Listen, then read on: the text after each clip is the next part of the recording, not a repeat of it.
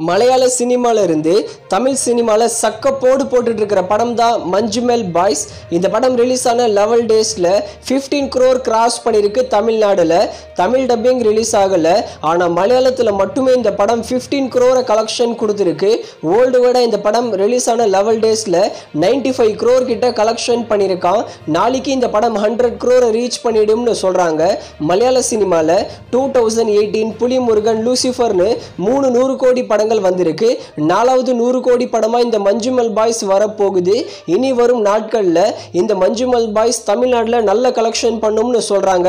Wait பண்ணி பார்க்கலாம் ஃபைனலா இந்த மஞ்சுமெல் பாய்ஸ் படம் எந்த மாதிரி கலெக்ஷன் பண்ண போகுதுன்னு.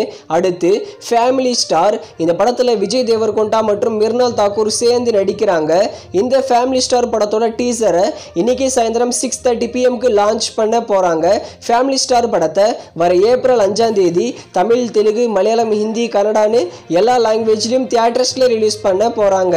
அடுத்து சியான் 62 சித்த படத்தை டைரக்ஷன் பண்ண சு அருண்குமார் டைரக்ஷன்ல நம்ம சிஎன் விக்ரம் நடிக்கிற படம். இந்த சிஎன் 62 படத்துல மலையாள ஆக்டரான சுராஜ் ஆன் போர்டுன்னு அஃபிஷியலா சொல்லியிருக்காங்க. Suraj already driving license, Android Kunjappan இந்த மாதிரி படங்கள்லாம் சூப்பரான பெர்ஃபார்மன்ஸ் கொடுத்துருக்காரு. இவரும் இப்போ சிஎன் 62ல ஜாயின் ஆயிருக்கிறதுனால இந்த படத்தோட எக்ஸ்பெக்டேஷன் வேற லெவலுக்கு போயிருக்கு.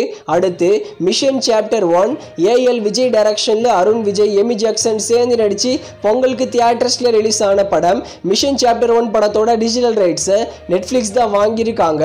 இந்த படம் லாஸ்ட் வீக்கே ஓடிடியில் பிரீமியர் பண்ண வேண்டியது, ஆனால் பிரீமியர் பண்ணல.